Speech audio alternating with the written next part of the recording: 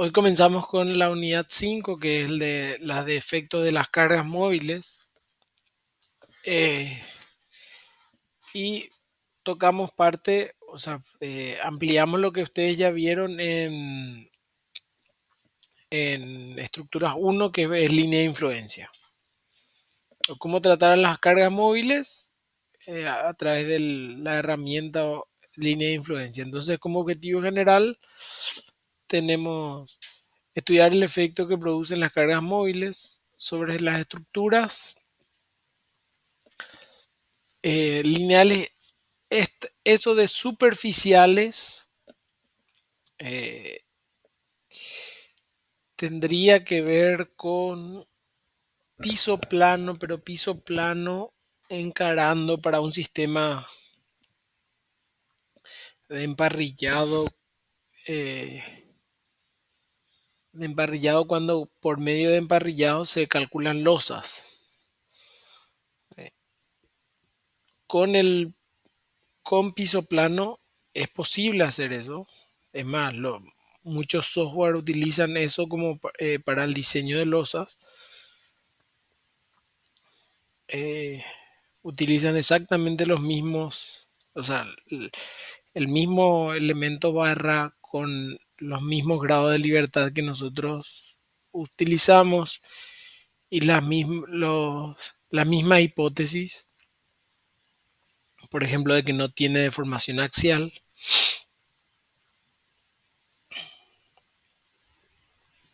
eh,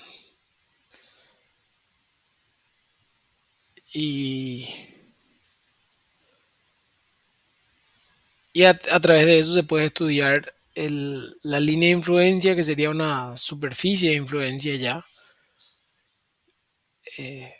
pero siempre serían líneas de influencia sobre cada una de las barras que formarían una especie de superficie a través de esas líneas. Nosotros no vamos a llegar a hacer eso ni a mano ni en Scilab, pero es solamente por un tema de, de dimensión del problema, ¿verdad? Porque el problema es un poco grande ya para que es entender cómo, el objetivo que es entender el principio y entender los conceptos, ¿verdad? Y como objetivo específico utilizamos el principio de Müller-Breslau para determinar líneas de influencia cualitativas. También el mismo principio para líneas de influencias cuantitativas. Cabe resaltar acá que el principio de Müller-Breslau en realidad nace con la idea o surge para el estudio de líneas de influencias cuantitativas. Eh, pero eh, utilizando el principio de trabajos virtuales y algún método de resolución de estructuras hiperestáticas, en este caso y en este curso, el método de las fuerzas. En el curso del semestre que viene va a ser el método de los desplazamientos. Se puede llegar a las líneas de influencia cual, cuantitativas. Ah, eh, creo que di la vuelta. El primer objetivo es cualitativa, el segundo es cuantitativa, o sea, cuantificar, darle valor numérico. Después, determinar esfuerzos internos o externos. Máximo de combinaciones de carga, incluyendo también la carga móvil. Bueno, entonces, ¿qué entendemos por cargas móviles sobre las estructuras? Entonces, podemos dividir a las cargas que actúan sobre una estructura en dos grandes subdivisiones, en dos grandes grupos: cargas permanentes y accidentales. Las permanentes, obviamente, su nombre ya lo dice todo, ¿verdad? Es la que actúa por un tiempo prolongado o por un tiempo largo, como dice ahí. eh, Pueden ser el peso propio de los elementos estructurales, que sería el peso que algunas normas la definen específicamente como peso propio. El peso de los revestimientos, por ejemplo, si estamos hablando en construcciones civiles, es el contrapiso, el piso que se le pone, el peso propio sería la losa de hormigón o el entrepiso metálico, si quieren, todos los elementos que hacen a la estructura. El revestimiento en el caso de un edificio o de una casa, no necesariamente un edificio muy grande, ¿verdad? Muy alto.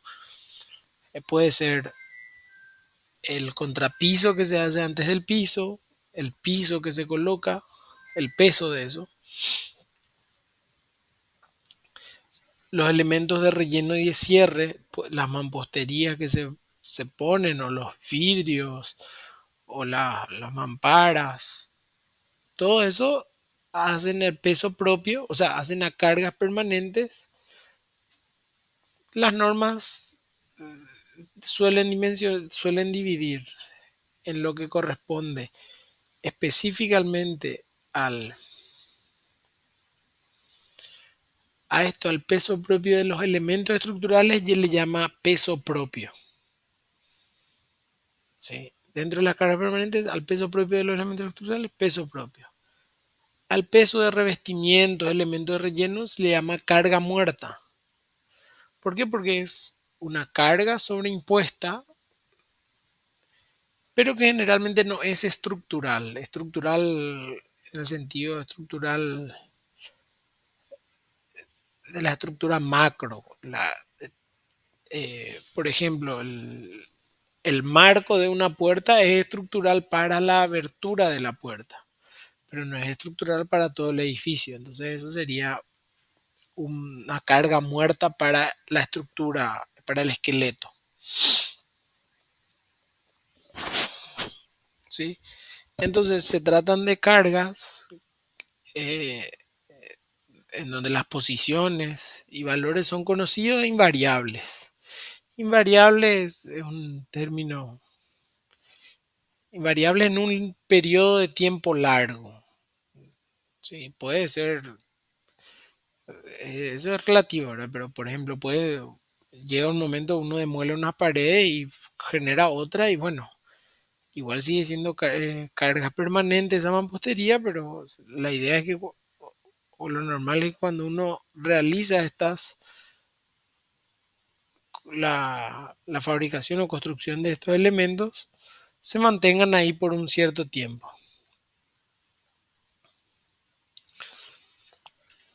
Y después, por otro lado, eso es en cuanto a construcciones civiles. Por ejemplo, en las construcciones de infraestructura, digamos un puente, el peso propio, un puente hecho con una losa de hormigón, ¿verdad? Un puente en losa, el peso propio puede ser la losa misma, la losa de hormigón, o es, de hecho, el peso propio es el peso de la losa de hormigón. Y por ejemplo, el revestimiento o relleno es la carpeta de rodadura o los centímetros de asfalto que para el puente no son estructurales, pero para la vía es el paquete estructural del pavimento. ¿Sí? O sea, si usted estudia eh, asfalto, el paquete estructural es el asfalto, el hormigón asfáltico, ¿verdad? El asfalto mezclado con las trituradas. Eso es un elemento estructural para lo que es pavimento, pero estructuralmente para el puente eso es una carga muerta. Y después el otro grupo, el de las cargas accidentales, que estas pueden o no ocurrir a lo largo del tiempo y ser o no variables. Por ejemplo, carga de vía al viento y los terremotos o los sismos, empujes de tierra o de agua,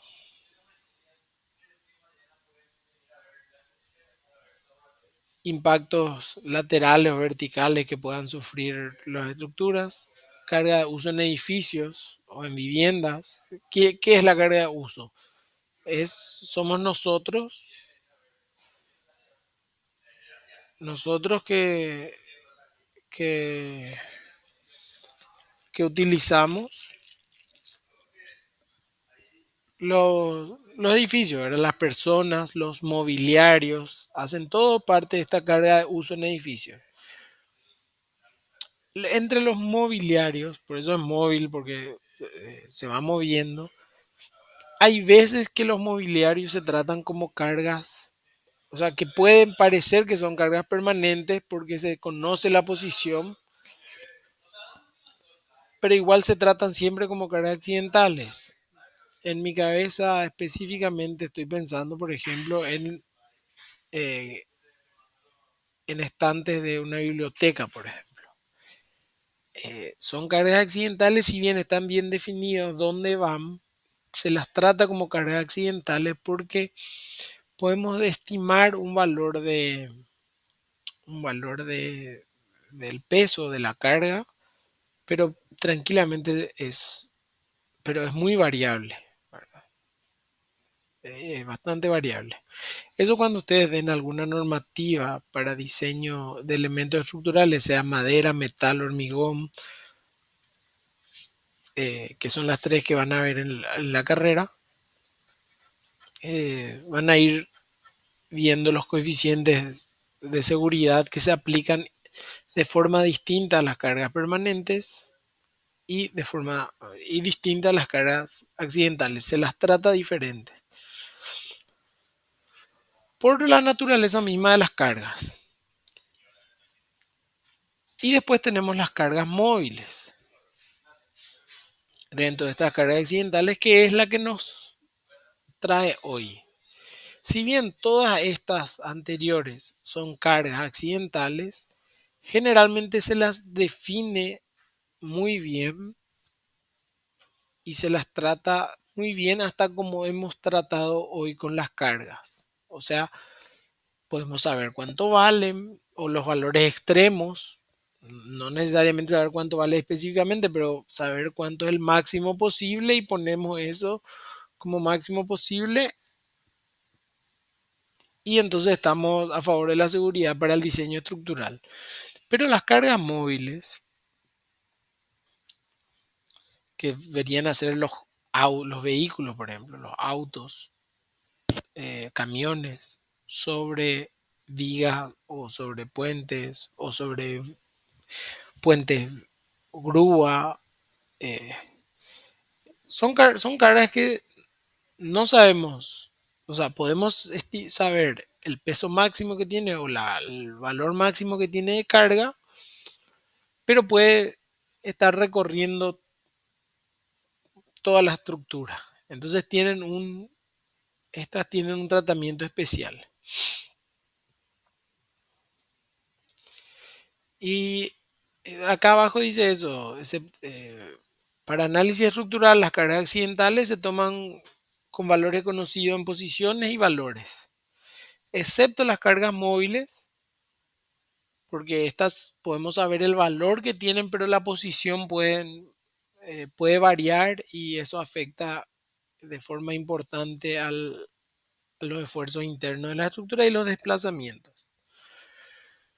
Entonces las cargas móviles no pueden ser tratadas a las cargas permanentes porque la posición es variable en el tiempo.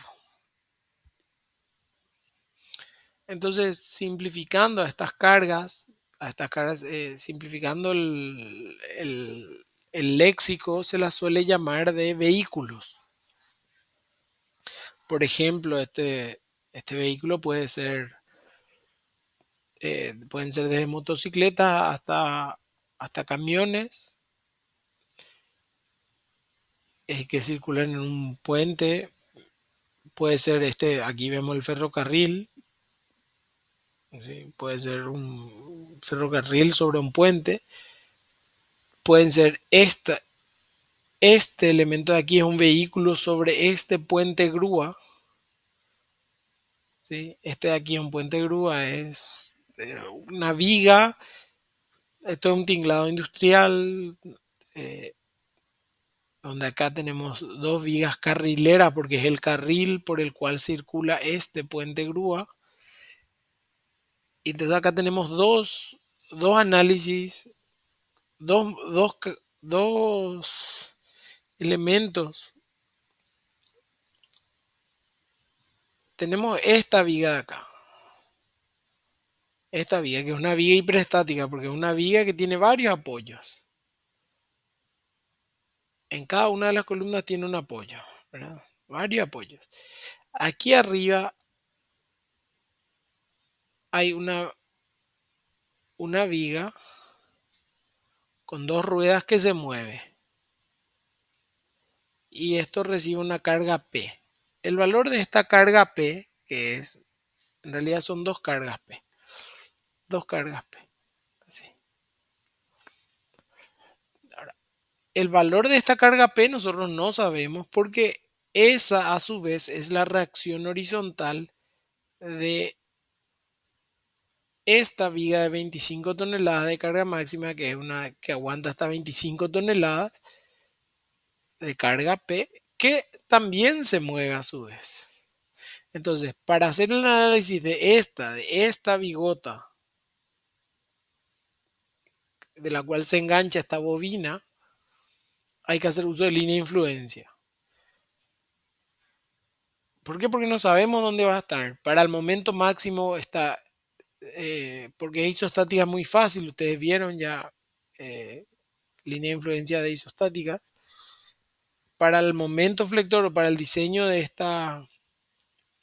este puente grúa, la carga P en la mitad es la de diseño, pero para los apoyos sería la carga P en los extremos.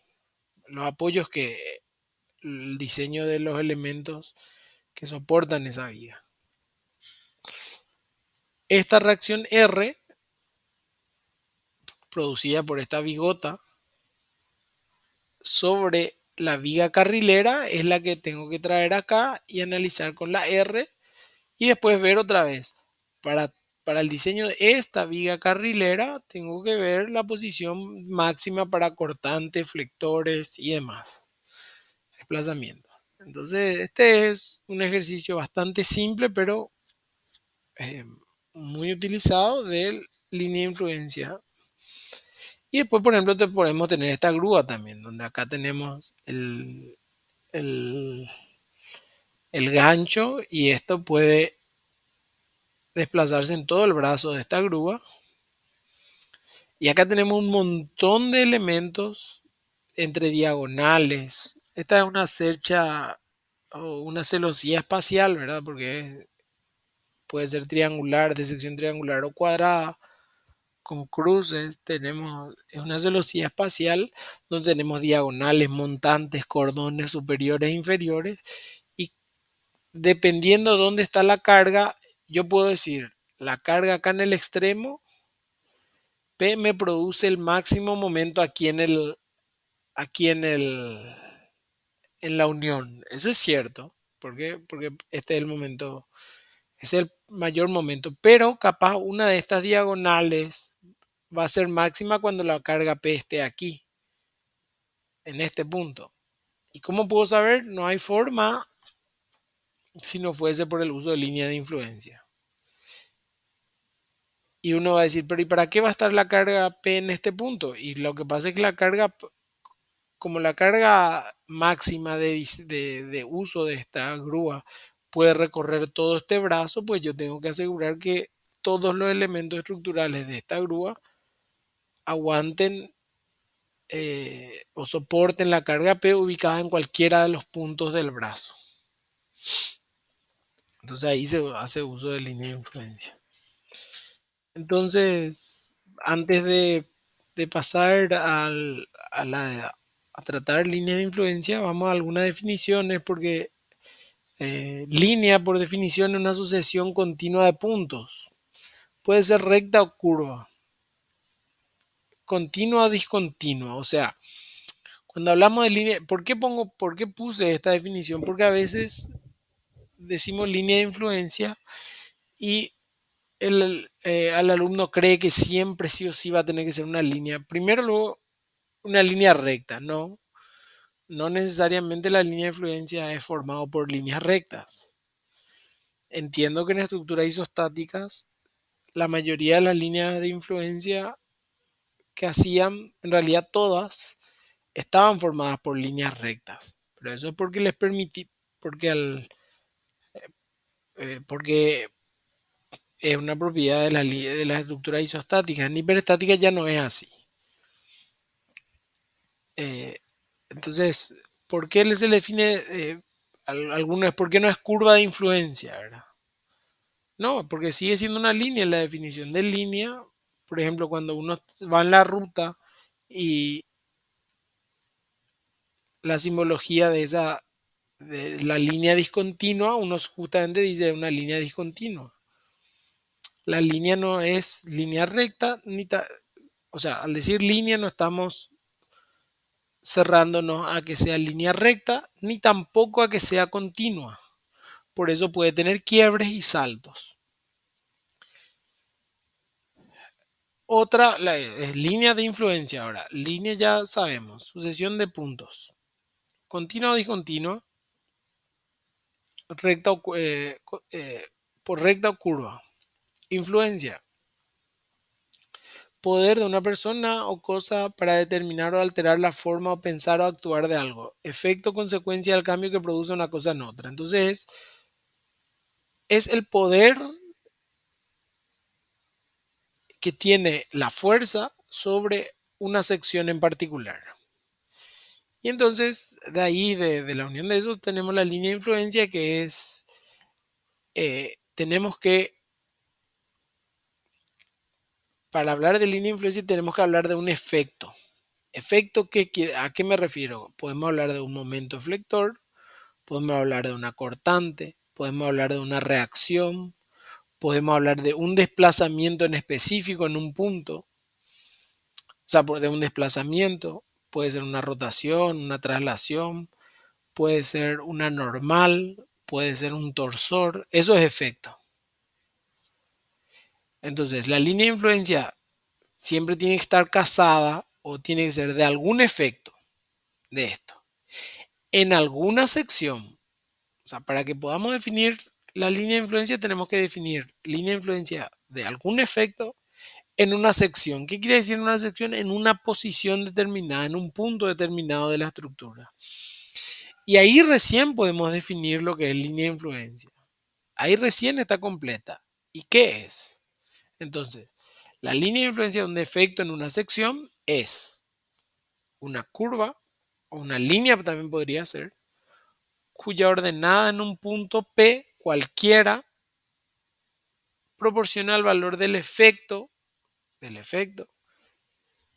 que deseamos obtener en la sección S, debido a la carga P unitaria ubicada en el punto, debido a una carga unitaria ubicada en el punto P. Entonces, si por ejemplo nos vamos a una viga vía apoyada, que seguramente habrán hecho en estructuras 1,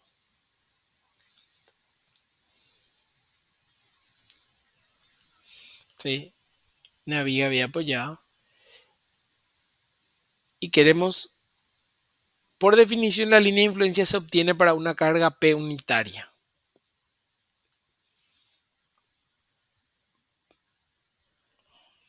Si queremos saber, esta P unitaria no sé cuánto vale, no sé esta posición de X, o sea, X puede valer, X puede estar entre 0 y L. L es la longitud de esta barra.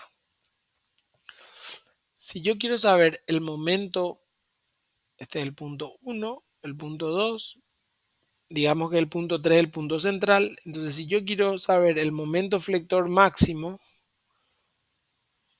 para la carga P, yo puedo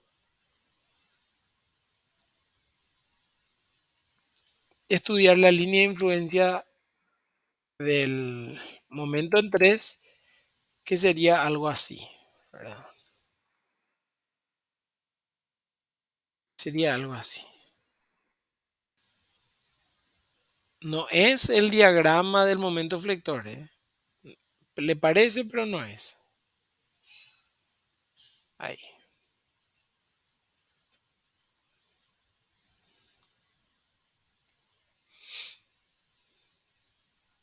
Y ahí lo que después vamos a ver cómo obtenemos, ¿verdad? Pero esta sería la línea de influencia. Voy a borrar acá algunas cositas que están de más.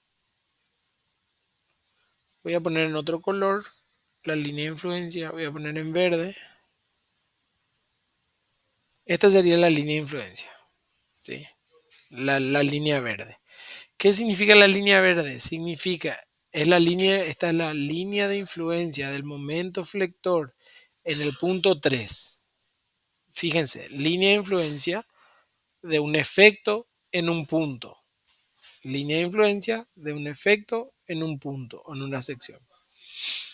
Entonces ahí puedo definir una línea de influencia, que esta es la línea de influencia. ¿Qué es lo que me dice? Me dice que si la carga P está en este punto, este valor de aquí,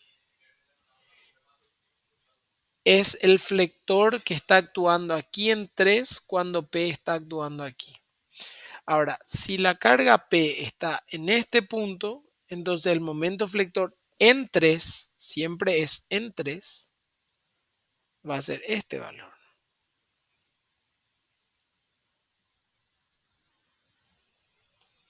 Y así, si queremos la línea de influencia de la reacción en 2, este es 1 y este es 2. Yo quiero la línea de influencia de la reacción en 2. Fíjense nuevamente, línea de influencia, un efecto, un punto. La línea de influencia de la reacción en 2, este es 1 y esto es así. ¿Qué quiere decir? Quiere decir que si P está en la mitad, aquí es 0,5, ¿verdad? Por triángulo. Entonces, cuando P está en la mitad, la reacción en 2, esta es una línea de influencia, tiene un valor chi. R es igual a chi por P. Cuando P está acá en la mitad, chi vale 0,5, entonces R vale 0,5 P. Cuando P está aquí en el extremo, chi vale 1, entonces R es igual a 1 por P, es P. Cuando P está en este punto, chi es 0, entonces esta reacción va a ser 0. Si está en el 1/4 acá, esto va a ser 0,25 y la reacción va a ser 0,25 P. Y así sucesivamente. Siempre línea de influencia de un efecto en un punto. Y ahora vamos a ver algunos ejemplos. No sé, me avisan si hay consultas, ¿sí?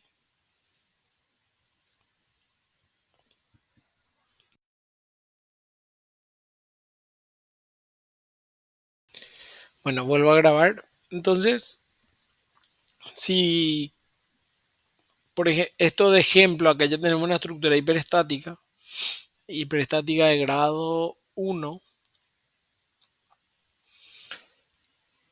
Vamos a ver, vamos a ver distintas líneas de influencia para una estructura. Está un puente de 32 metros, 3 tramos, 18 más 10 más 4. 4 metros en voladizo. Y la discretización o del análisis es cada 2 metros. O sea, cada 2 metros tenemos un punto.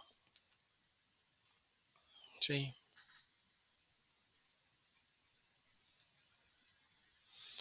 Entonces, por ejemplo, si queremos la línea de influencia,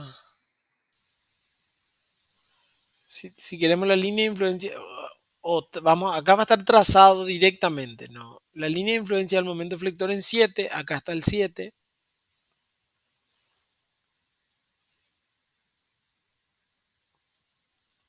aquí está el 7. Entonces, esta de aquí es la línea de influencia en 7. ¿Y qué es lo que me da esto es un mapa. Es un mapa que me da en cada punto, en cada uno de los puntos de esto, 1, 2, 3, 4, 5, 6, 7, 8 y demás, me dice cuánto va a valer el momento flector en 7 cuando la carga esté sobre ese punto. ¿Cuál punto? Sobre el punto 2, 3, 4, 5, 6, 7, 8, 9, 10, 11 y demás. Por ejemplo, esta es la misma estructura con la carga, con una carga unitaria ubicada en 5. Fíjense que este es el diagrama de momento flector y el momento flector en 7 vale 1.29. Yo este valor 1.29 ya lo tenía acá. ¿Por qué? Porque esta línea de influencia es el mapeo de cuánto vale el momento flector en 7 cuando la carga está en un punto cualquiera de la estructura. O sea, si la carga está en 5, el momento flector en 7, siempre eso es importante, es 1.29. Acá podemos ver eso. O por ejemplo, el otro ejemplo, cuando la carga unitaria está aquí en 12, fíjense que el momento flector sale menos 0,45. ¿Qué quiere decir eso? Que cuando la carga P esté en este punto, el momento flector en 7 va a ser menos 0,45. Y acá podemos ver ese ejemplo, que estando la carga ubicada en el punto 12, el momento flector es de 0,45. Entonces, toda esta línea de influencia es un mapa solamente del punto 7. No me da información del 8, del 9, del 10, del 11. No, me da del 7. Me da cuánto es el efecto en 7 a medida que la carga P se pasea por la estructura. ¿Ok?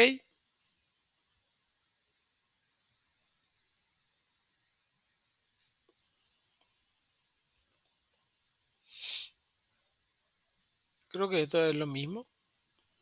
Ahora a otro lugar, si la carga está ubicada en el... Acá vemos, por ejemplo, este valor. En 7 es 2,57. Quiere decir que cuando la carga P esté en el punto 7, el momento en el 7 va a ser 2,57.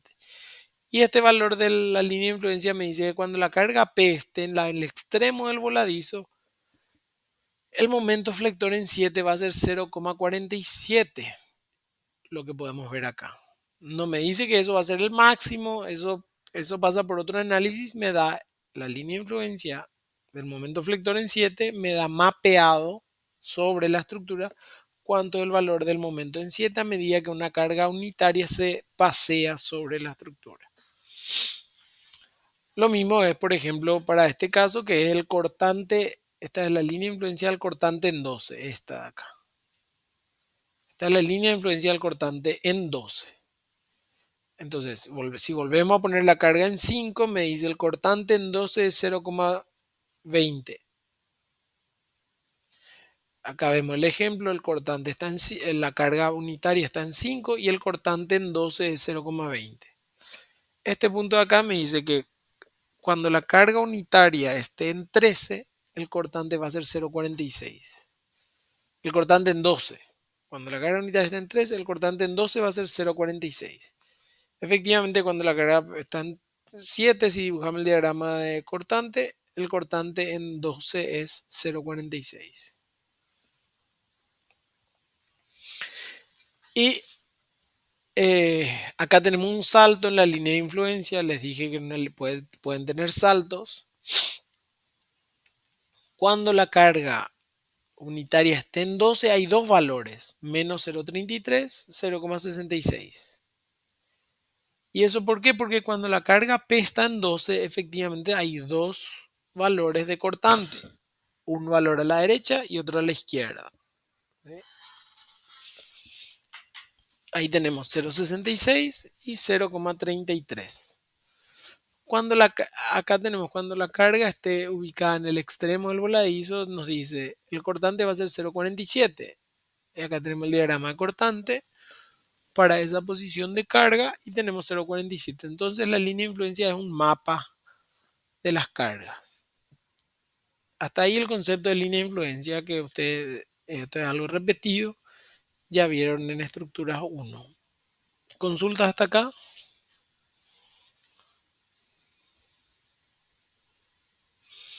Bueno, si no hay consultas, voy a parar un ratito.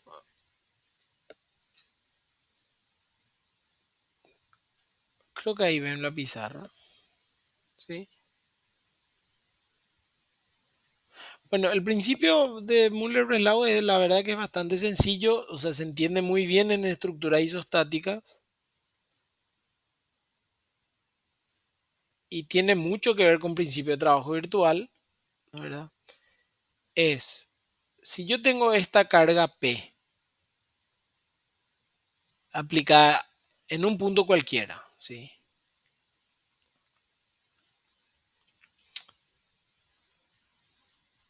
Y yo tengo esta reacción R2, acá tengo R1 y R2, 1 y R2, ¿ok? Bueno, ¿qué pasa si yo le doy a este un desplazamiento delta unitario? Con reacción es muy fácil identificar, pero vamos a ir viendo. Esta va a ser la estructura deformada, o sea, en su configuración ya movida, digamos, ¿sí? Si aplicamos el principio de trabajos virtuales a esto,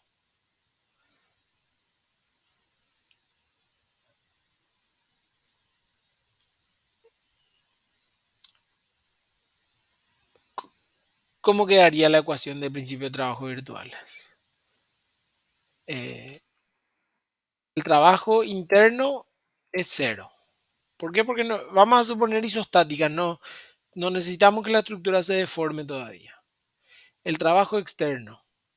¿Quiénes producen trabajo externo en este caso? Este R2 tiene desplazamiento por el cual tengo que multiplicar. Sí, R2 por delta 1, después más. Esta R1 tiene desplazamiento en alguna dirección que produzca trabajo. No. Entonces R1 es por cero, no importa. Y esta carga P tiene algún desplazamiento o sufrió algún desplazamiento. Hay algún desplazamiento en la misma dirección de la carga P que pueda producir trabajo con la carga P. Sí hay, ¿verdad? Ahora, ¿cuánto es ese desplazamiento? No sé, vamos a llamarle a este delta 3. En realidad a este delta 1 le voy a llamar delta 2 para que esté acorde con la numeración, ¿verdad? Este es delta 2, R1 delta 2 más P por delta 3, pero fíjense que P es para abajo y delta 3 para arriba. Entonces el trabajo, ¿qué sería? Negativo. Entonces acá sería menos P por delta 3. Y eso tiene que producir un trabajo cero. Entonces ahí yo puedo decir R2 delta 2 es igual a P delta 3. Ahora, yo lo que quiero saber es R2 cuánto vale, ¿verdad? Y yo puedo entonces despejar R2 diciendo P es igual a delta 3 sobre delta 2. Como este delta 2 es arbitrario porque yo le puedo dar el valor que quiero y siempre voy a llegar a la misma solución, para no tener que hacer esta división, a delta 2 le puedo dar el valor unitario y entonces esto va a quedar P por delta 3. Pero eso es para darle a esto un valor unitario. Y ahora, si este triángulo, esto vale 1 y esto vale L, el delta 3 ya depende simplemente de esta posición X, ¿verdad? Porque es L sobre 1 es igual a delta 3 sobre X. Entonces delta 3 va a ser igual a Lx. Y ahí yo puedo sacar que R2 va a ser igual a P por L por X. Y ahí ya tengo la línea de influencia. Esa es la forma como se obtiene la línea de influencia por Müller-Breslau, ¿verdad? Siendo que X se mide desde este punto hasta este punto. Es por aplicación del principio de trabajo principio de trabajo virtual nomás. Ahora, para poder dar este desplazamiento unitario, ¿qué es lo necesario? Este vínculo permite que ese punto se desplace para arriba. No. Entonces, ¿qué tengo que hacer? Para poder desplazar, yo tengo que eliminar ese vínculo que impide ese desplazamiento. Todo partimos de que sí le dábamos un desplazamiento, pero no se puede. Entonces yo tengo que eliminar ese desplazamiento.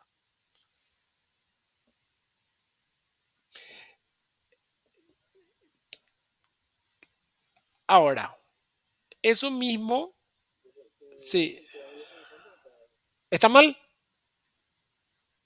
Puede ser, puede ser.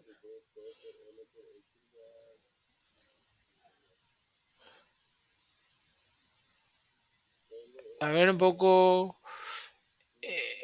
Puede ser, puede ser, puede ser. X es igual a delta 3. eh, eh, ¿Qué es lo que dice mal acá?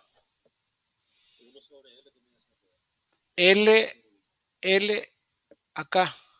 No, acá lo que está mal es L sobre 1, este sobre este tiene que ser igual a X sobre delta 3.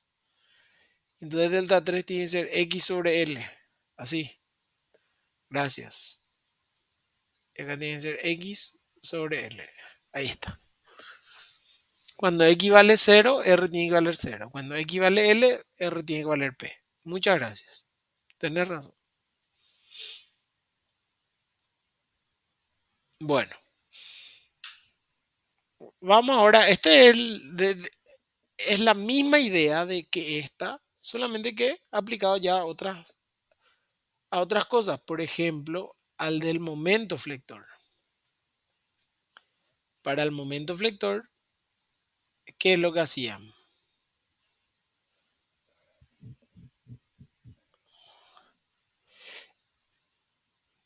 Por ejemplo, este es el punto 1, este es el punto 2 y este es el punto 3. Y yo quiero la línea de influencia del momento flector en 3. Línea de influencia, un efecto, un punto o una sección. ¿Qué se hacía? Alguien me respondió todito, me dijo súper bien, me dijo, bueno, ¿para qué yo pongo la rótula?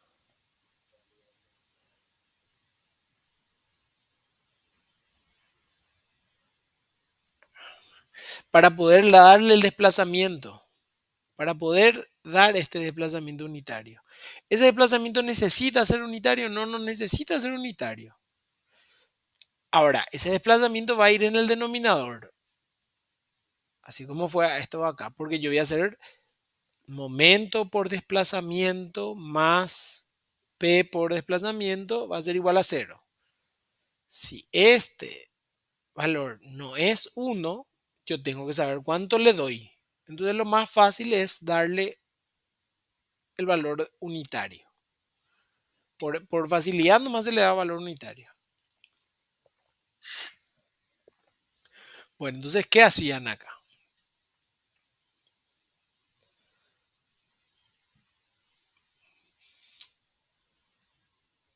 Acá en este punto yo tengo momento interno o tengo momentos internos que hacen qué cosa? Mantienen a esta estructura y hacen que esta estructura no se deforme así. ¿Sí? Para una carga P unitaria, sí,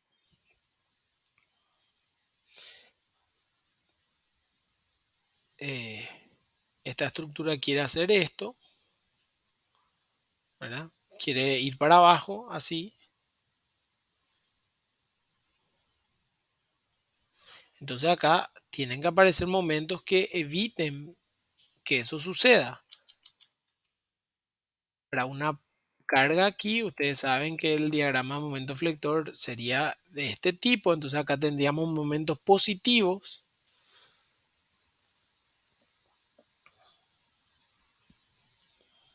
Entonces tendríamos este tipo de momento, ¿sí? O sea, si hacemos un corte aquí, un corte a la derecha, tendríamos una fuerza de este tipo. Una fuerza, o sea, una fuerza en su sentido amplio, en un momento en este tipo. Este es el momento que vamos a tener acá. Y si en el mismo hacemos un corte a la izquierda, entonces este, este sería el momento que actúa sobre la barra derecha. Este es el momento que actúa sobre la barra izquierda. Este es el momento que actúa sobre la barra derecha. ¿Sí? Entonces es de este tipo. Ahí está. Sí es. ¿Ok? Este es el momento que estaría actuando para equilibrar eso. Ahora, si vemos acá, yo quiero esta reacción R2. Si yo doy un desplazamiento unitario, ahora, yo puedo dar un desplazamiento este es M. Yo no sé cuánto vale esta M.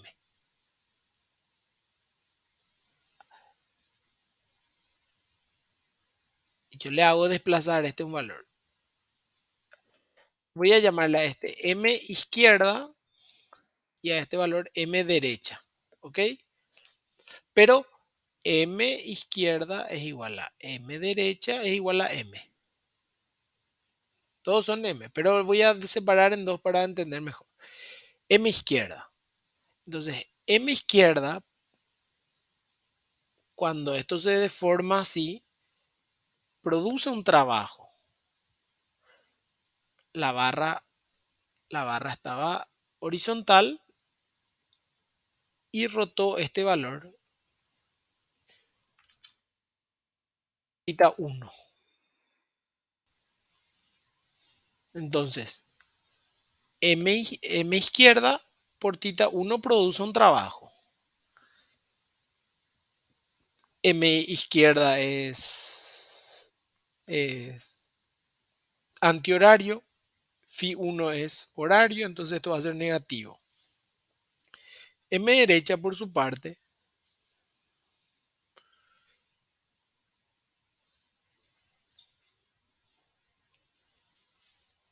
es antihorario y el giro es este. Este es el giro 2 que produce trabajo con M derecha. Entonces M derecha por θ2 produce trabajo. Entonces acá voy a tener M2 θ2.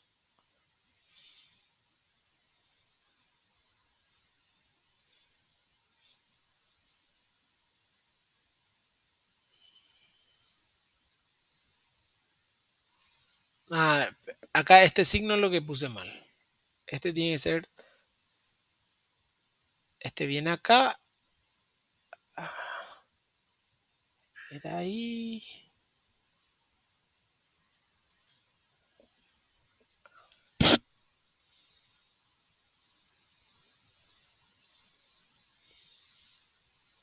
Este tiene que ser así.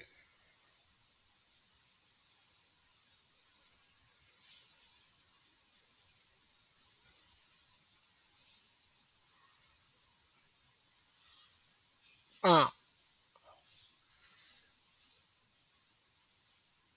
ahí está.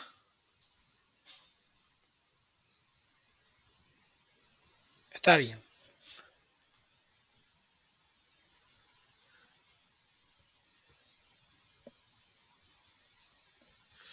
Me tienen que dar signo negativo. Uno tiene que dar trabajo positivo y el otro negativo.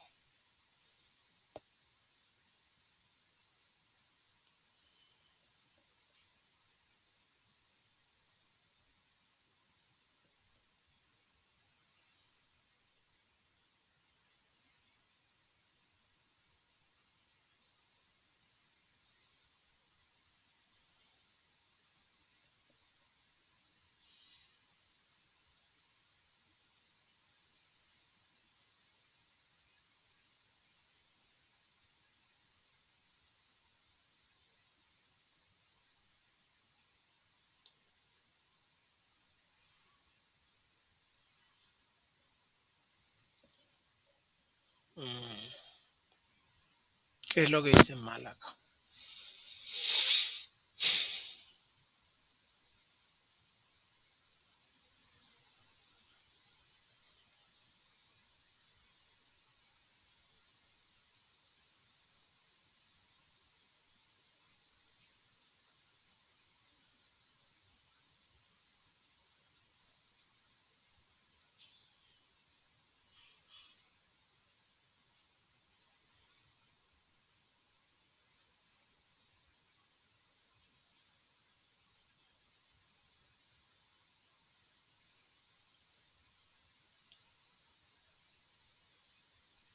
Ah, no, está bien, está bien, está bien. Ahí está. Está bien. Este tiene que ser menos. Ahí está. Está bien. Y entonces, pero como M1, el izquierdo y el derecho son iguales, entonces yo puedo sacar factor común y fíjense que es Φ1 más Φ2. Está bien que sea así a veces. Y ahí es que este es Φ1 más Φ2, ¿verdad? Ahí está. Pero este valor es el giro relativo entre las barras, ¿sí? El giro relativo entre las barras. Es Φ1 más Φ2. Ahí está. Entonces, Φ1 más Φ2 es el trabajo producido por, y este va a ser negativo. Acá tengo que poner menos. Esto va a ser negativo. Y el otro trabajo externo que se produce es este delta por este valor de la carga P. Entonces acá tengo que sumar más P por delta. Y eso tiene que dar valor cero.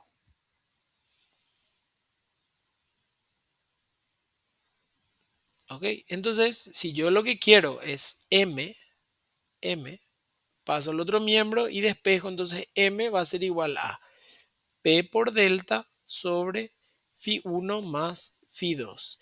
Que Φ1 más Φ2 es el delta giro. Esto es lo que me confundió, porque el delta giro pues parece que es la diferencia de los giros. Pero como acá está con sentido, como son signos contra, signos, o sea, uno es de horario y otro antihorario, entonces sería la resta de los dos signos, pero termina siendo la suma aritmética y es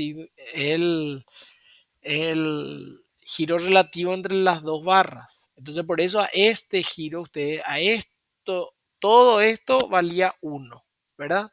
Eso es lo que hacían.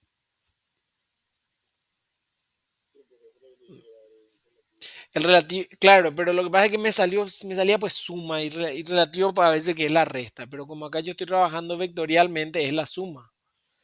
Entonces lo que hacían era esto igual a P por delta e igual a uno. O sea, el giro relativo le daban uno. ¿Para qué? Para que este salga directamente, este delta sea directamente el que por la carga P me produzca trabajo, me obtenga directamente M a través del principio de trabajo virtual, ¿verdad?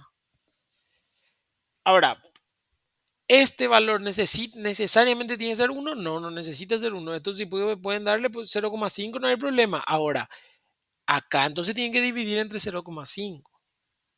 Y de ahí viene el unitario. El unitario es simplemente para nunca tener que dividir el trabajo que se produce, nunca tener que eh, multiplicar por un valor la línea de influencia ya obtenida. Entonces, este giro relativo tiene que ser unitario. Y ahí hacían, qué sé yo, tenían los valores de por geometría, hacían que este ángulo valga uno. Hay varias formas de hacerlo, eso es lo que hacían. Pero hacían más un trabajo de geometría aplicando el principio de trabajo virtual. Y ese es el principio de Müller-Breslau. ¿Sí? ¿Qué es? Entonces, el principio de Müller-Breslau termina siendo liberar el, liberar el vínculo.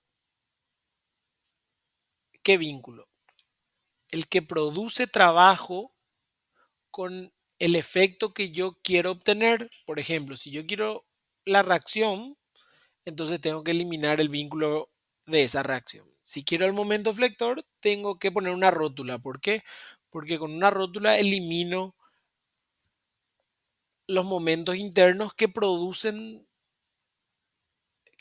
trabajo, o sea, los momentos internos que yo deseo, y la rótula permite el giro relativo de dos barras que producen trabajo con el momento que quiero, entonces eh, obtengo la línea de influencia del momento flector. Si quiero cortante, tengo que poner esas dos rueditas que me permiten generar un desplazamiento que produce trabajo con la carga cortante.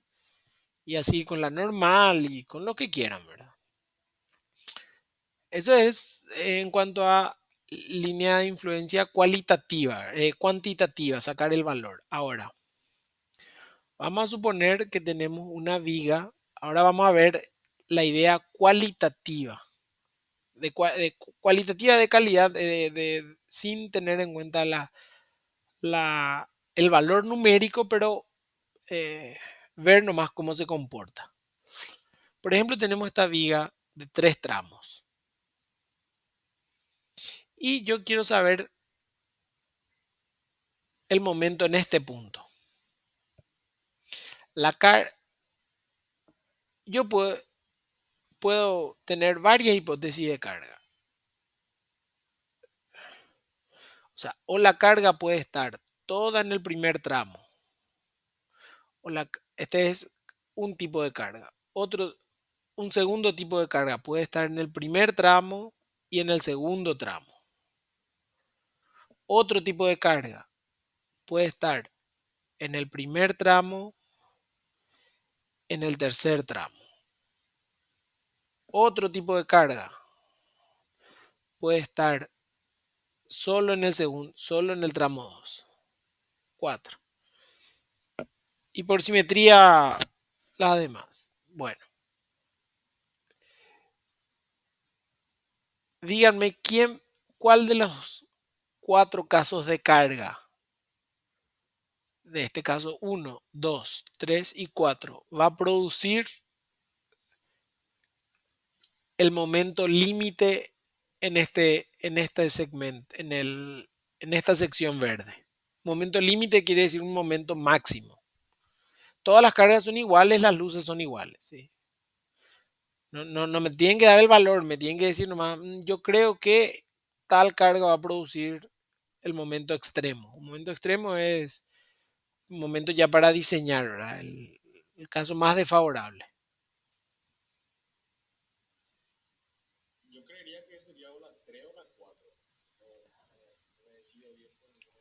Eh, Ok, ahí está. Perfecto te salió.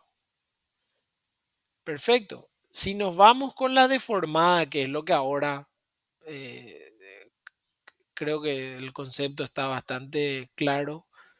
Nosotros, si cargásemos a esta viga con la carga 3, acá va a querer producirse pancita, ¿verdad? Y acá también. Y entonces, para cumplir las condiciones de extremo, así va a ser la deformada, ¿verdad? Más simétrica pero así va a ser la deformada. Entonces, esta zona es una zona traccionada, ¿verdad? Acá el momento es positivo. Esta zona de aquí es una zona traccionada. Entonces, aquí que tenemos momento negativo, porque tracción superior. Aquí tenemos una zona traccionada y aquí entonces el momento es positivo. Ojo, esta línea amarilla no es el diagrama deflector. Lo que estoy haciendo acá es la deformada. El diagrama deflector va a ser algo así. Así va a ser. Eh, algo así. Puede ser, sí, si es todo uniforme, algo así va a ser. Un diagrama feo, ¿verdad? Pero acá tenemos diagrama positivo, acá tenemos diagrama negativo y acá positivo. Es un extremo, ¿cierto? Y para el caso 4, aquí tendríamos la panza y acá tendríamos así. ¿verdad? Y entonces acá tendríamos un momento positivo y sería el positivo extremo, el caso 4. Ahora, eso es con atendiendo la deformada y no sé qué otras consideraciones entraron en el subconsciente del compañero, no me acuerdo quién respondió, creo que fue Iván. No sé con qué otros criterios entró en su subconsciente o en la idea para obtener, pero está súper bien. Ahora, haciendo línea de influencia cualitativa nomás. ¿Qué sería hacer una línea de influencia cualitativa? Si yo quiero hacer el diagrama si quiero tener la línea de influencia de este punto, yo tengo que romper, poner una rótula y dar eh, un giro eh, relativo unitario, ¿verdad? Que sería traer aquí, acá, y la deformada de esta estructura tiene que pasar por estos vínculos. Entonces la deformada necesariamente va a ser así y va a ser así. Yo ya sé la forma que va a tener mi línea de influencia. ¿Cuánto vale? No sé, pero la forma ya sé. Efectivamente, si pongo esta como carga, fíjense que toda esa carga por la línea de influencia produce momento positivo.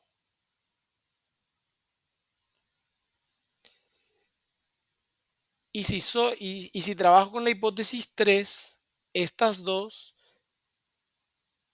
producen momento negativo. Ahora, y si hago la hipótesis, vamos ahora a la... Y si analizo la hipótesis 2,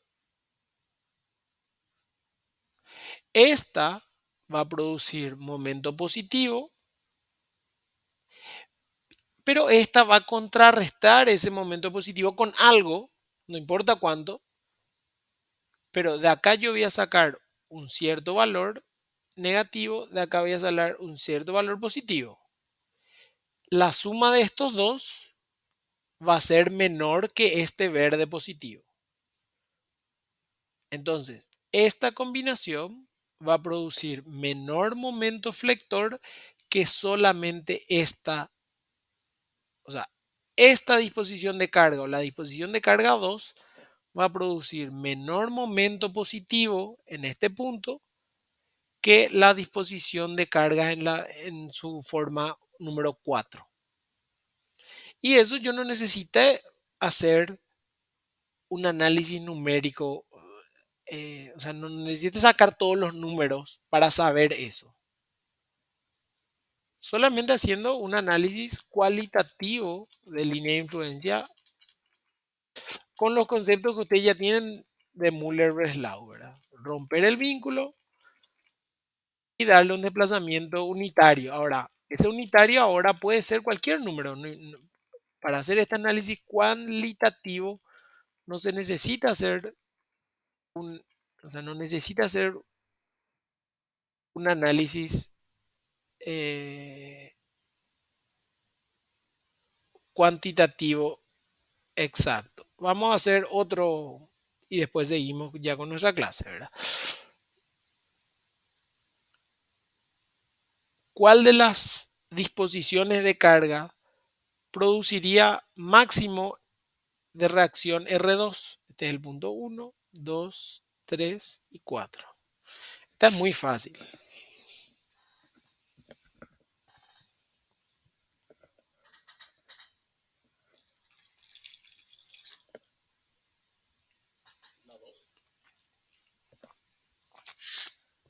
La 2 puede ser por área de influencia que hayas hecho, no sé cómo, pero si hacemos por línea de influencia, vamos a ver qué dice Müller-Breslau. Eliminamos el vínculo, le damos un desplazamiento. Fíjense que ahora no sigue siendo continua la barra. La barra no está rota. Entonces ahí la deformada no es una línea recta. ¿Por qué? Porque es una hiperestática esta. Entonces ahí va a ser así deformada y va a pasar por estos vínculos y esta es la deformada.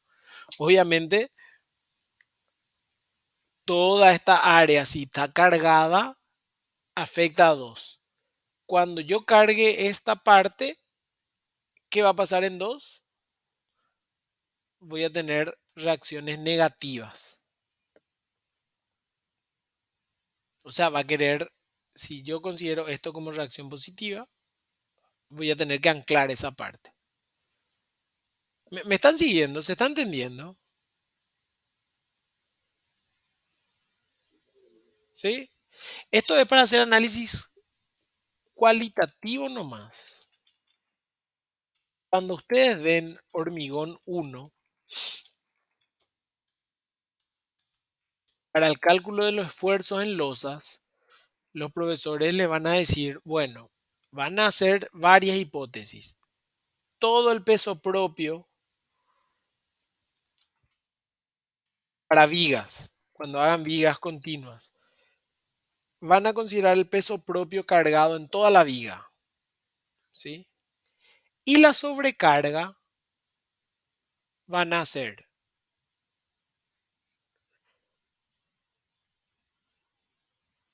primero colocando la sobrecarga solamente en los extremos, esta va a ser una hipótesis, sobrecarga 1. Otra hipótesis de sobrecarga va a ser esta hipótesis, sobrecarga 2. Y otra hipótesis de carga va a ser esta hipótesis, sobrecarga 3.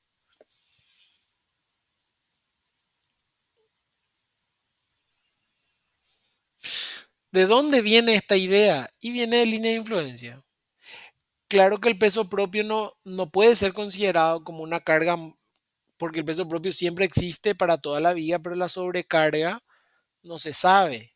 Entonces, la sobrecarga es el uso, por ejemplo, podemos estar en tres aulas. Vamos a suponer que ustedes conocen el área de las Q1, Q2, Q3, la sala, ya R1, R2, R3. Y yo por algún motivo alquilé, o sea, examen de estructuras y yo reservé sala. Vamos a suponer que esta es la sala R1, esta es R2, o la viga de R1, R2 y esta es la R3. Y yo por cosas de la vida reservé R1 y R3 nomás. O sea, los alumnos van a estar aquí y aquí. No van a estar en esta. R2 va a estar vacía de sobrecarga. Entonces esa hipótesis tiene que ser considerada. ¿Por qué? Porque esto me da un máximo. Me da un valor extremo. ¿Sí?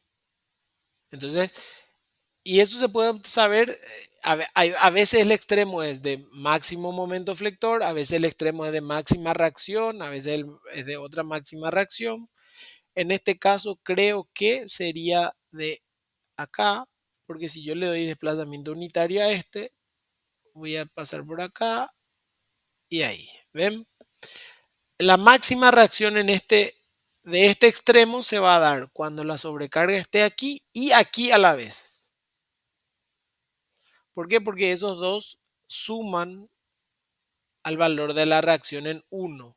Y la reacción en 1, que es la carga sobre el pilar, va a ser mayor si considero esta hipótesis sobrecarga 1 que si considero la sobrecarga 3, que pareciera que la sobrecarga 3 va a ser la mayor de todas. ¿Se entiende?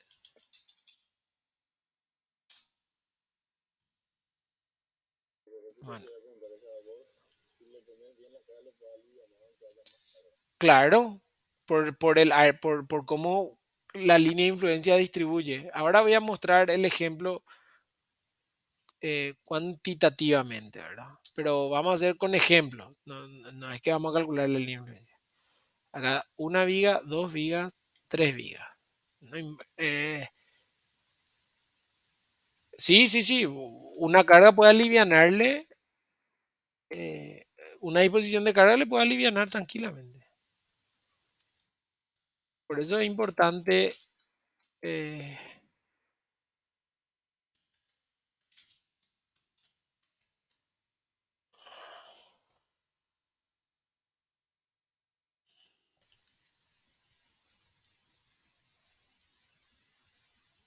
ahí. em,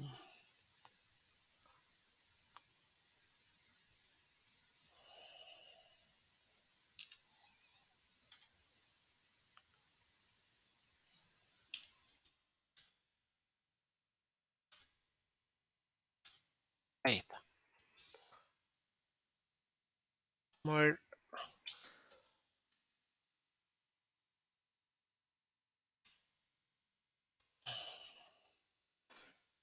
vamos a ver. Solo carga en este tramo. O sea, vamos a hacer el primero, carga en todos los tramos. Solo carga en este tramo, solo carga en este tramo, solo carga en este tramo. Me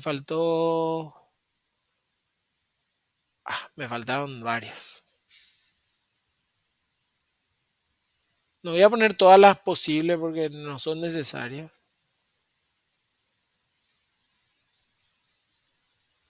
pero uno más.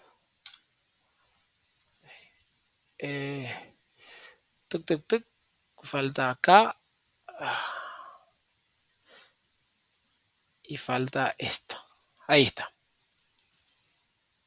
Esta que acá, esta de aquí, simétricamente es igual, ¿verdad? O sea, si estuviese cargado el tramo uno y 2, vamos a hacer algo. Para no confundir, ahí, ahí, ¿sí?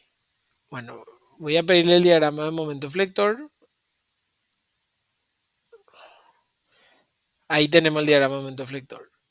Voy a poner display los resultados. Ahí. No sé si ustedes ven los valores. Ahí está.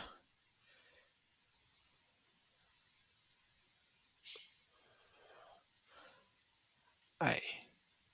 Bueno, el momento flector máximo en el centro es cuando la carga está solamente esta, no cuando está totalmente cargada. ¿Ven? Este es el máximo. El máximo negativo no es esta.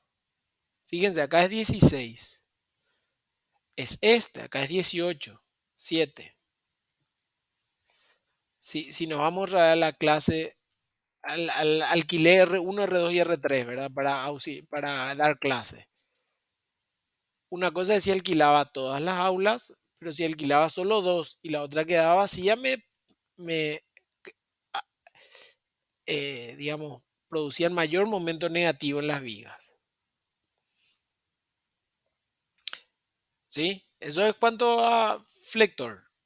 Ahora, y esta de acá produce el máximo positivo, por lo menos no, ni el máximo positivo. Fíjense, el máximo positivo es otro día se alquila solamente R3 o R1, ¿verdad? Solo R1. Y acá produce 15. O R1 y R3 produce 16, que es el más desfavorable de todos.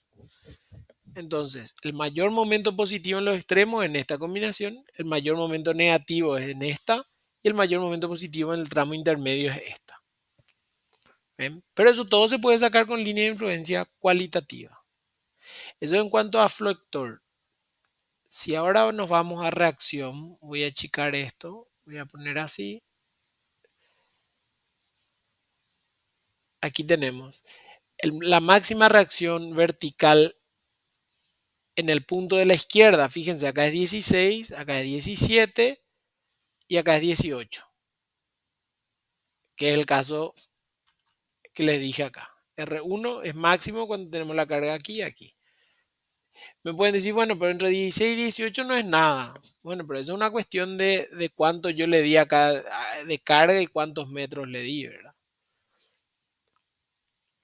La máxima reacción vertical en este punto, acá es 44, pero acá es 48. 10% más, ¿sí? 10%. Pueden decir es mucho o poco, eso ya es otra discusión. Pero en el análisis, entonces, la línea de influencia cualitativa se usa para eso. Por ejemplo, si tengo entonces una viga de así, de un 2 3 4 tramos, flector positivo acá, este va a ser. ¿Dónde tengo que poner mis cargas? Tengo que poner acá, acá me va a dar el máximo positivo. El máximo negativo, negativo, ojo, en el tramo central, va a ser acá y acá. Ya está ya.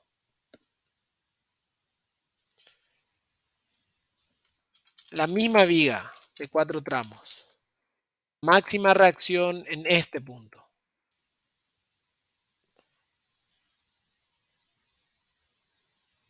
Ahí. Tengo que poner la carga acá, acá y acá. Es la máxima reacción en el pilar.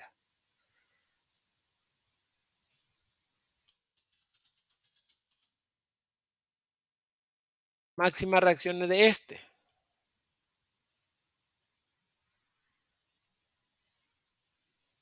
En estos dos. Máxima reacción de este.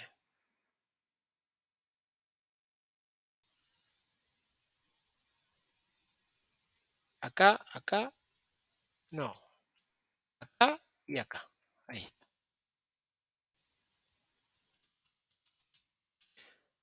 Máximo momento negativo en este punto. Acá tiene que ser la relativa, tiene que ser, este tiene que ser 1. Entonces ahí y tiene que pasar por, este va a ser acá. Así no va a ser. Tiene que pasar por este vínculo, vínculo y vínculo. Entonces va a ser carga acá, acá y acá. Máxima negativa en este punto. Y ahí tiene que ser así. Y ahí. Si fuese de un tramo más, entonces tendría que tener también sobrecarga aquí, aquí y aquí.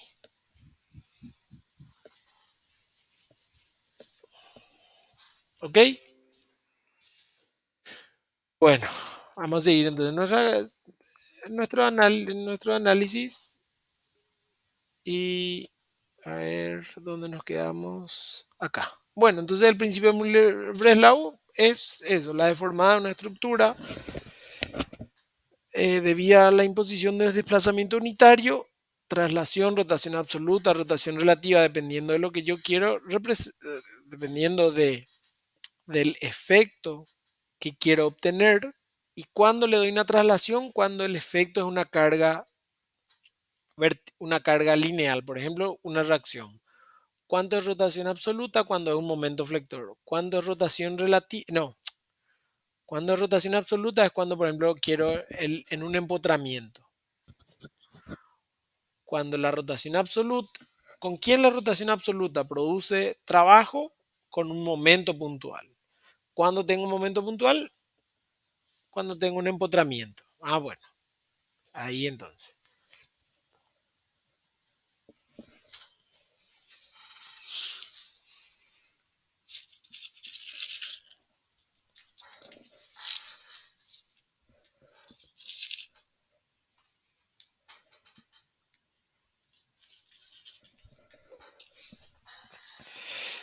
Sí, y cuando se produce una rotación relativa y cuando estoy hablando de un momento interno. ¿Por qué? Porque ahí tenemos momentos en ambos lados de una barra. Entonces, el uso del principio de Müller-Breslau para la obtención de cargas de línea de influencia cuantitativas. Ahora ya es cuantitativas, no más las cualitativas. Y las cuantitativas lo único que se hace es lo mismo que hicimos con las cualitativas, solamente que ahora calcular numéricamente, ¿verdad? Entonces liberamos un grado de libertad qué, cuál grado de libertad, y es el específico grado de libertad que produce trabajo con el efecto que queremos, cuya línea de influencia queremos calcular. No es cualquier grado de libertad, es específicamente el grado de libertad que produce trabajo con el efecto que queremos calcular. Si queremos la reacción, entonces el grado de libertad a liberar es el desplazamiento en la dirección de la reacción que queremos. Y ahí están. Para una fuerza relativa, para una fuerza reactiva, un desplazamiento traslacional. Para un momento reactivo, una rotación absoluta. Para una fuerza cortante, desplazamiento traslacional relativo. Para momento flector, rotación relativa.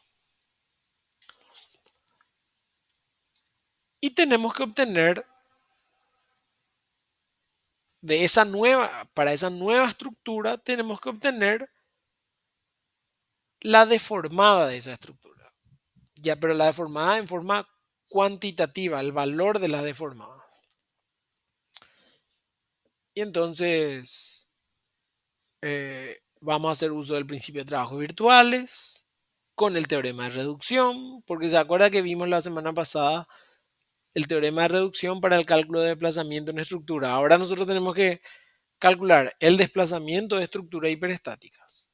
Entonces, mejor usar el teorema de reducción, porque si no el trabajo es muy largo. Como tenemos que calcular desplazamientos, tenemos que usar el principio de trabajo virtual.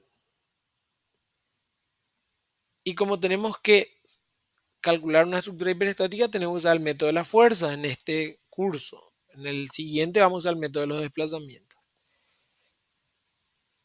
¿Ok? Entonces, vamos a ver qué era acá. Vamos a ver, para obtener la línea de influencia, vamos al ejemplo de esto que es la línea de influencia del momento flector en 5, acá. Momento flector en 5. Entonces, una hiperestática de grado 2, pero yo sí o sí, como quiero un momento en 5, el Müller-Breslau ya me dice, tengo que liberar el grado de libertad aquí, o sea, poner una rótula. El giro relativo acá en 5 tiene que ser unitario. Entonces, esto sí o sí tiene que estar roto o rompo, ¿verdad? Eh, Al romper aquí, mi estructura queda de grado de hiperestaticidad 1. Sigue siendo, o sea, continúo teniendo un problema que no puedo resolver. Tengo que romper en otro lugar para transformarlo en isostática. En este caso, en, en 11. Y acá tengo este problema que es una isostática fundamental para la estructura original. Puedo obtener toditos los valores, la matriz de flexibilidad, todito, lo que quiera. Y armo mi ecuación de compatibilidad de desplazamientos. Y ahora, acá le pongo 1, ¿por qué? Porque este valor delta 1, ¿qué era? Era el giro relativo en 5. ¿Por qué? Porque ahí está mi primera incógnita hiperestática. Y yo justamente Müller-Breslau me dice darle desplazamiento unitario al momento, al darle desplazamiento unitario al giro relativo. Nada más y nada menos que pongo acá un 1 y ya está. ¿Se entiende esto? Delta 1, 0, delta 2, 0 voy a tener, y esa es una pregunta que les hago.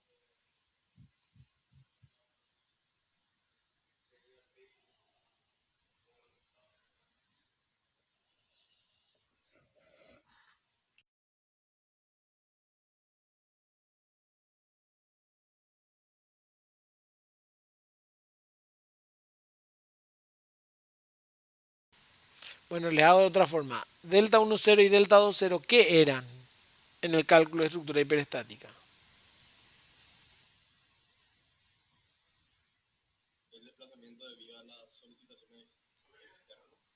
¿Y ahora qué solicitación externa tenemos?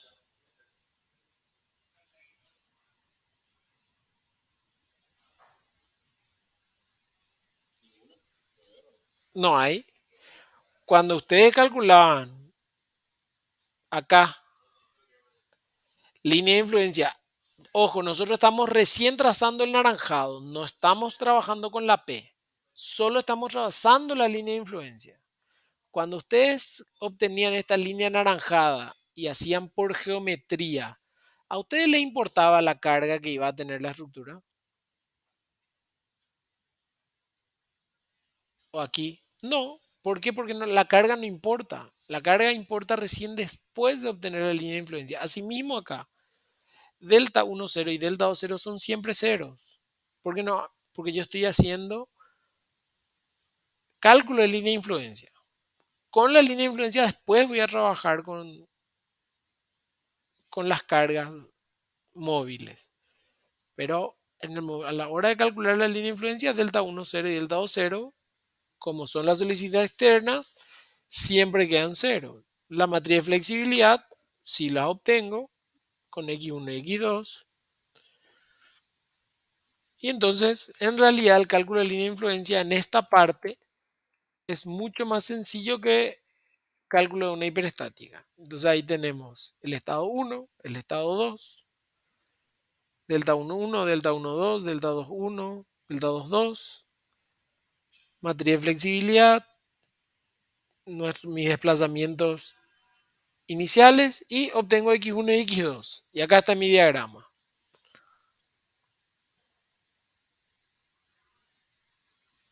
¿Ok? Entonces acá ya tengo el diagrama de esfuerzos debido al desplazamiento unitario, debido a la rotación relativa unitaria en 5. La elástica o la deformada es esta de acá, esta línea azul. ¿Sí? La línea azul. Y acá se ve el ángulo acá, la rotación relativa es 1. Esta elástica o esta deformada ya es la línea de influencia. Esa ya es la línea de influencia. Que es lo que vimos aquí. Bueno, acá había uno. Dibujé uno de 3 tramos. No sé dónde se me fue. Borré seguramente. Pero era así, o sea, muy parecido. No teníamos los dos voladizos, no tenía. Pero era de 3 tramos. ¿Sí? Bueno, ahora yo lo que quiero calcular es la línea, la elástica, esta, los valores en cada punto.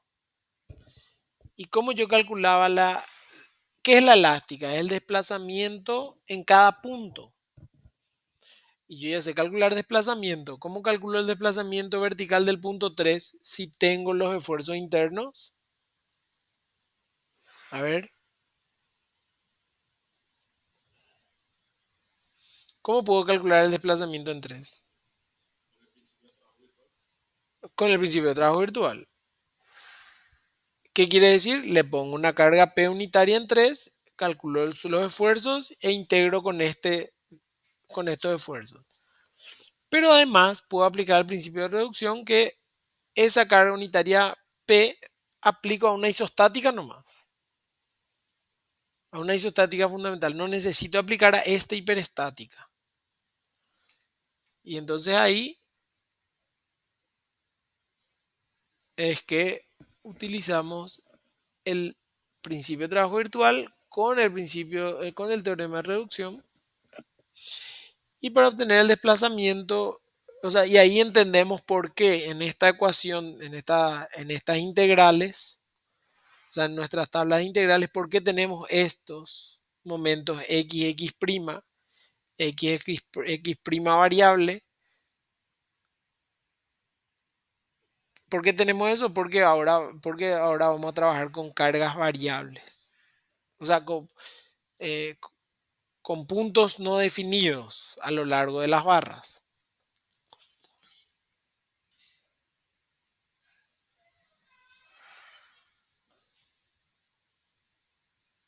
Vamos a ver.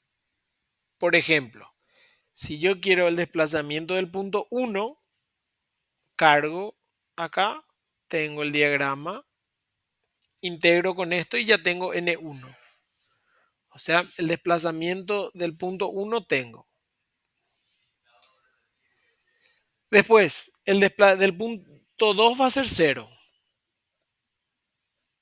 Del 3, 4 vamos a ver después. Del punto 5. El punto 5 es un punto de quiebre.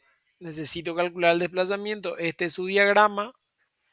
Integro con este punto y voy a obtener el del punto 5. Del 7 es 0, del 11 es 0, del 16 es 0.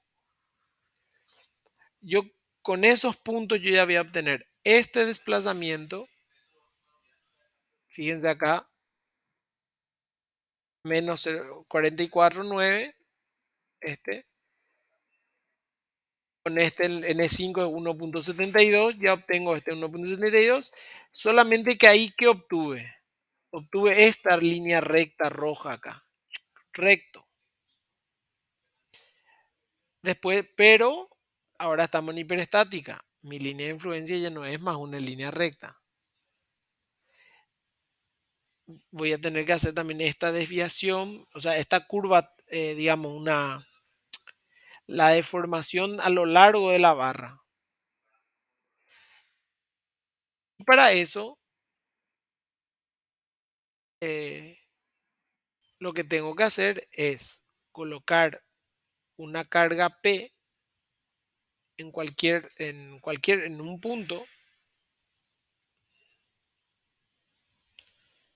una carga P aquí, para calcular este valor. Yo ya sé cuánto se desplazó este punto. Ya sé cuánto se desplazó este punto. Entonces ya tengo esta línea. Lo que me falta es cuánto se desplazó este chiquitito, ese valor chiquitito. Entonces yo agarro una viga isostática, pongo la carga P, saco el momento XX'. Eso vamos a ver la semana que viene, vamos haciendo ejercicio. ¿Sí? Integro este valorcito nomás ya para calcular ese desplazamiento. Eso vamos a ver la semana que viene. Hoy la idea era eh, llegar hasta aquí, llegar a entender bien línea de influencia, repasar, ver la cualitativa y alguito de la cuantitativa en los desplazamientos en los extremos. La semana que viene vamos a trabajar ya con dos ejercicios eh, desarrollando, pero necesito que para entonces repasen todo esto y también la clase anterior eh, de teorema de reducción, porque vamos a usar mucho eso de trabajar con una isostática ahora, eh, vamos a agarrar otra isostática fundamental, entonces por lo menos tienen que estar seguros de que, o sea, al cambiar de isostática no se tienen, no quiero que se mareen, ¿verdad? Entonces, entiéndanle al principio, al teorema de reducción. Y bueno, no sé si hay alguna consulta hasta acá.